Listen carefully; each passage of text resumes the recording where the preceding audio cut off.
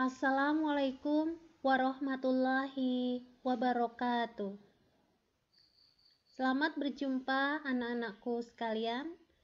Pada pertemuan ini kita akan belajar ringkasan materi sistem ekskresi atau pengeluaran, sistem transportasi atau peredaran darah, dan yang terakhir adalah partikel zat meliputi atom, ion, dan molekul. Mari kita ikuti tayangan berikut ini.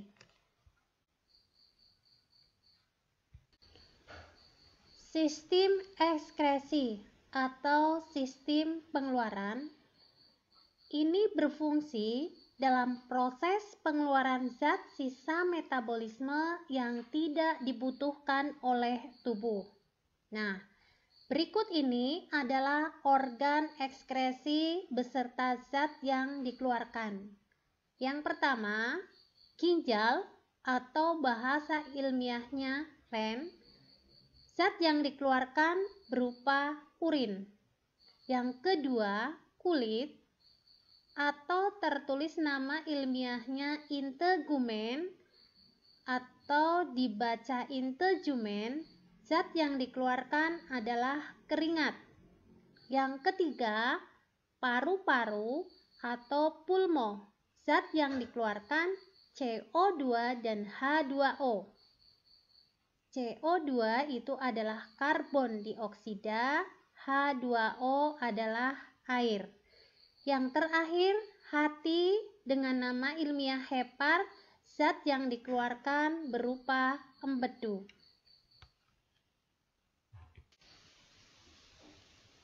Ginjal beserta bagian-bagiannya. Yang pertama ada kortek. Ini kortek ya. Kortek ini nama lainnya adalah kulit ginjal.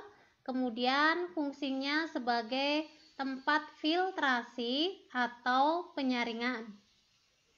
Yang kedua ada pelvis atau rongga ginjal. Ini adalah tempat pengumpulan urin. Kemudian ada ureter. Ini menyalurkan urin dari ginjal ke kandung kemih. Tahapan proses pembentukan urin. Proses pembentukan urin terjadi melalui 3 tahap. Yang pertama, filtrasi. Bahasa Indonesianya adalah penyaringan. Tempat terjadinya di glomerulus. Hasilnya urin primer. Yang kedua, reabsorpsi atau penyerapan kembali. Tempat terjadinya di tubulus contortus primer atau TKP dan lengkung Henle. Hasilnya urin sekunder. Yang terakhir, augmentasi atau penambahan zat sisa. Tempat terjadinya di tubulus contortus distal atau TKD. Hasilnya urin sesungguhnya. Selain itu, pada bagian terakhir ada tubulus collectivus. Nah, dari kata collect itu mengumpulkan, maka tubulus collectivus ini fungsinya untuk mengumpulkan urin. Perhatikan gambar berikut. Bagian yang pertama adalah glomerulus. Yang kedua, tubulus contortus proximal. Yang ketiga, tubulus contortus distal. Dan yang keempat adalah ductus collectivus. Nah, bagaimana membedakan glomerulus, tubulus contortus proximal, tubulus contortus distal? Kalau glomerulus ini berupa cekungan, kemudian setelah glomerulus ya, yang berliku-liku ini adalah tubulus contortus proximal. Nah, Di antara tubulus contortus proximal dan tubulus contortus distal ini ada lekukan atau lengkungan dinamakan dengan lengkung Henle. Kalau tulisannya Henle kita baca Henle ya. Ini adalah lengkung Henle. Kemudian setelah lengkung Henle itu adalah tubulus contortus distal. Jadi sebelum lengkung Henle adalah tubulus contortus proximal, sesudah lengkung Henle adalah tubulus contortus distal. Gambar ini ya harus paham betul bagian-bagiannya dan juga fungsinya. Tadi glomerulus untuk filtrasi, tubulus contortus proximal dan lengkung Henle untuk reabsorpsi, tubulus contortus distal untuk augmentasi, kemudian ductus collectivus di sini adalah tempat pengumpulan urin.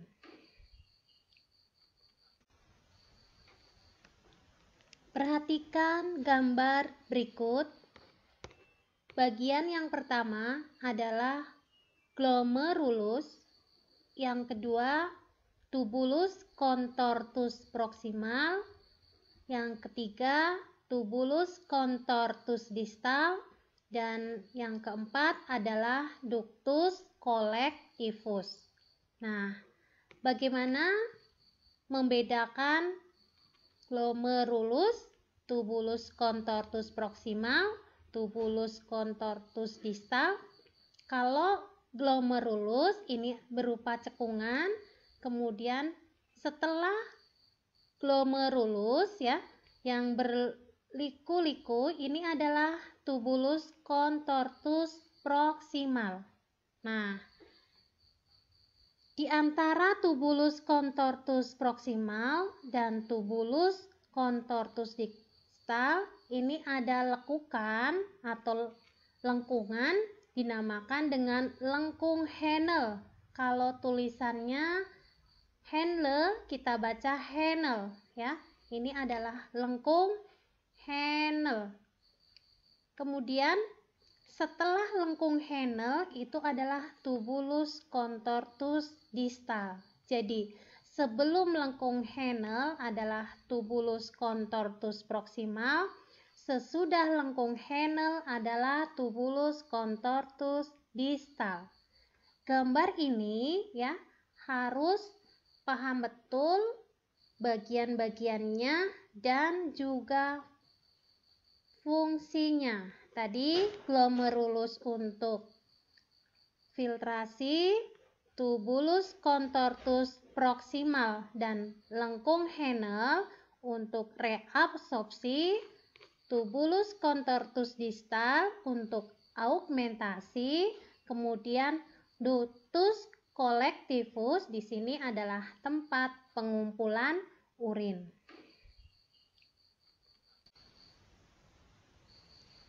Gangguan sistem ekskresi, ada beberapa penyakit yang bisa terjadi pada sistem ekskresi. Yang pertama adalah batu ginjal. Nah, batu ginjal ini terbentuk massa keras seperti batu berupa oksalat, endapan kalsium, penimbunan asam urat pada ginjal, saluran ginjal, atau kandung kemih. Berikutnya albuminuria.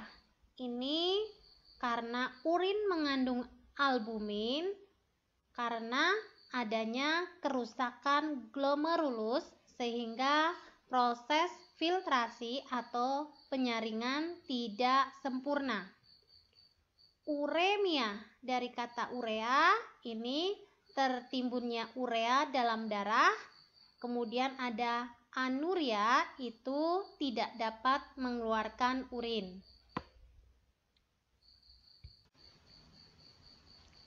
Penyakit berikutnya hematuria. Hematuria ini urin mengandung sel-sel darah merah. Ada diabetes mellitus.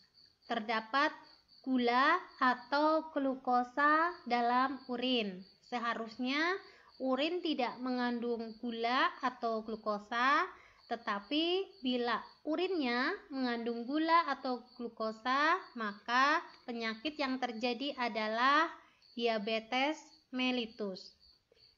Ada diabetes insipidus. Kalau diabetes insipidus ini penyebabnya kurang hormon ADH, kemudian jumlah urin yang dikeluarkan sangat banyak atau berlebihan dari normal.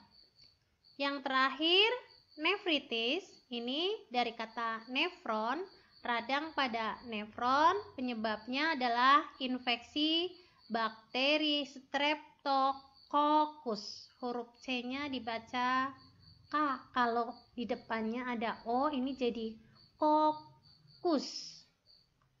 Bakteri Streptococcus. Pembahasan sistem ekresi sudah selesai karena yang kita bahas cukup garis besarnya saja. Sekarang kita lanjutkan sistem transportasi atau sistem peredaran darah pada manusia.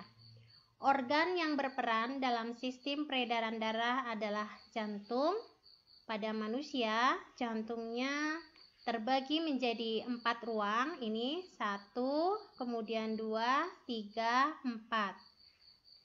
Bagian yang merah ini menunjukkan kayak oksigen, kemudian bagian yang biru ini berarti kayak CO2 atau karbon dioksida.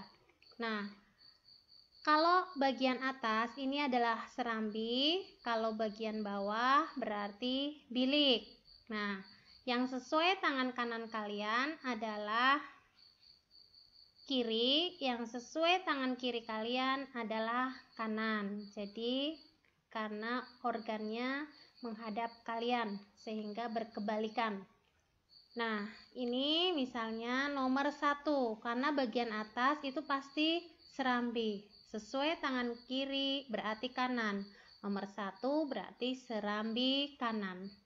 Nomor 2 yang bawah itu berarti bilik. Sesuai tangan kiri maka kanan. Maka nomor 2 adalah bilik kanan. Kalau nomor 2 bilik kanan, maka nomor 3 adalah bilik kiri. Kalau nomor 1 serambi kanan, maka nomor 4 adalah serambi kiri. Kemudian 5 paru-paru, nomor 6 adalah tubuh bagian bawah.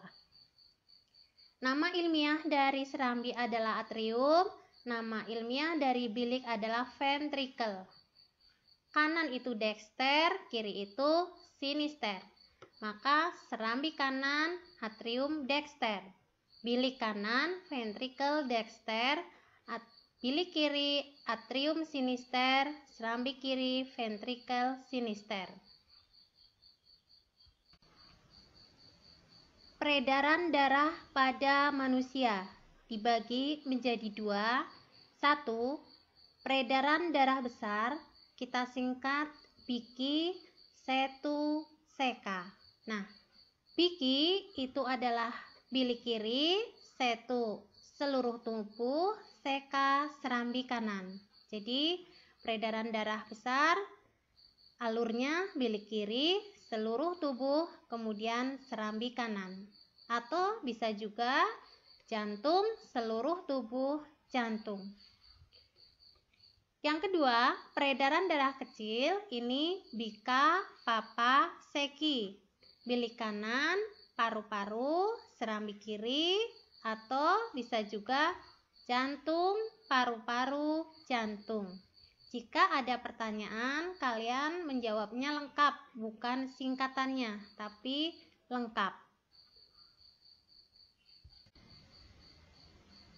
Pada gambar jantung, kalian melihat ada gambar yang diarsir merah dan yang diarsir biru. Kalau diarsir merah itu menunjukkan kaya akan oksigen, kalau di arsir biru kaya akan karbon dioksida. Nah, yang kaya oksigen itu adalah pili kiri, serambi kiri, vena pulmonalis. Kemudian yang kaya karbon dioksida adalah pili kanan, serambi kanan, kemudian arteri pulmonalis. Sebenarnya vena itu kaya karbon dioksida, tetapi ada vena yang kaya oksigen, yaitu vena pulmonalis. Demikian juga arteri itu kaya oksigen, tetapi pengecualian ada yang kaya karbon dioksida, yaitu arteri pulmonalis. Karakteristik pembuluh darah arteri dan vena. Yang pertama, dinding pembuluh arteri atau disebut juga dengan nadi itu tebal, elastis. Sedangkan pembuluh vena atau balik ini tipis, tidak elastis. Letak arteri tersembunyi, kemudian untuk vena dekat permukaan tubuh. Aliran darah untuk arteri meninggalkan jantung, kalau vena menuju jantung. Komposisi arteri kaya akan oksigen atau O2, tadi sudah disampaikan, ada arteri yang kaya CO2, yaitu arteri pulmonalis. Selain itu, semua arteri kaya akan O2. Kemudian untuk vena ini kaya CO2. Denyut, arteri terasa, vena tidak terasa. Katup arteri 1 ini dekat dengan jantung, untuk vena banyak sepanjang pembuluh. Apabila luka, arteri darahnya memancar, kalau vena darahnya menetes.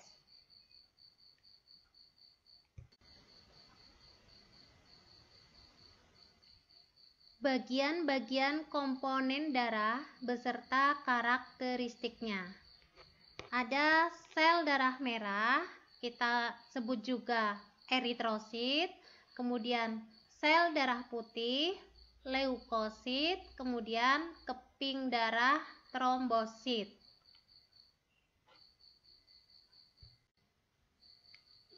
Perhatikan pembeda eritrosit atau sel darah merah, leukosit atau sel darah putih, trombosit atau keping darah. Pada bagian inti dari 3 komponen darah tadi, yang punya inti hanya leukosit atau sel darah putih. Kalau eritrosit itu tidak berinti, sedangkan trombosit juga tidak berinti.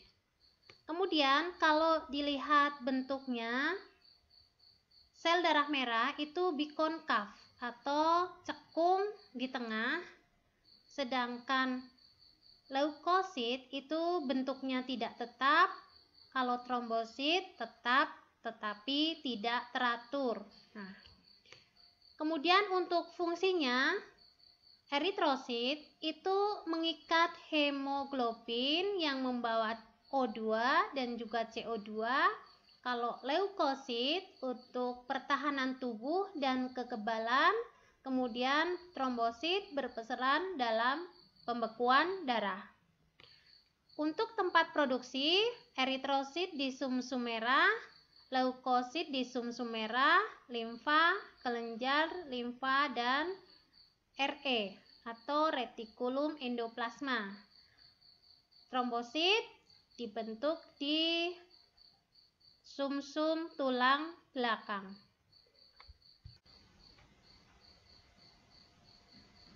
materi terakhir yang kita bahas adalah atom, molekul, unsur, dan senyawa. Atom. Atom adalah satuan terkecil dari suatu materi yang tidak dapat dibagi lagi. Kemudian atom ini terdiri atas inti, mengandung proton bermuatan positif, neutron dari kata netral itu tidak bermuatan, dan elektron itu muatan negatif. Ada juga yang menyebutkan bahwa atom adalah partikel penyusun unsur.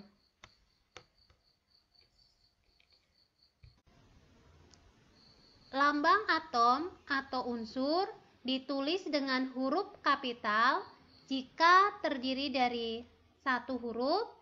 Jika dua huruf, maka huruf yang kedua adalah kecil. Misalnya NE, ini dua huruf. Huruf pertama besar, huruf kedua kecil, neon. Satu huruf, H besar, hidrogen. Dua huruf, A besar, R kecil, argon. Fe, ini besi. Nah, C, K, Ca. C, karbon. K, kalium. Ca, kalsium. O, oksigen. S, itu sulfur atau belerang. Nah, ini adalah Cl, bukan Ci. C besar, L kecil, klorida. Ini juga Al, bukan Ai. A besar, L kecil, aluminium. Mg itu magnesium, Na natrium.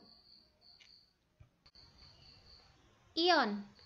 Ion adalah atom-atom yang bermuatan listrik karena melepaskan atau menerima elektron. Kita ingat lagi, elektron itu adalah atom bermuatan negatif. Jika atom melepaskan elektron, atom akan bermuatan positif atau menjadi ion positif. Jika atom melepaskan elektron, tadi kan elektron itu negatif.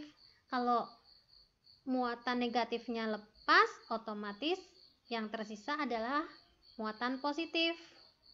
Nah, jika atom menerima elektron, atom akan bermuatan negatif atau menjadi ion negatif. Nama lainnya anion. Nah, ini kan atom menerima elektron. Elektron kan muatannya negatif, sehingga menjadi ion negatif. Misalnya ion natrium positif ditulis Na plus, nih ya, plusnya ditaruh di atas, dan ion klorida negatif ditulis Cl min atau Cl negatif. Molekul. Molekul adalah gabungan dua atau lebih atom. Berdasarkan jenis atom penyusunnya, molekul dibedakan menjadi dua macam, yaitu molekul unsur dan molekul senyawa. Molekul unsur, molekul yang disusun oleh atom-atom sejenis. Contoh, hidrogen, terdiri dari dua atom hidrogen. Molekul senyawa merupakan molekul yang disusun oleh atom-atom yang tidak sejenis. Contohnya H2O, terdiri atas dua atom H dan satu atom O.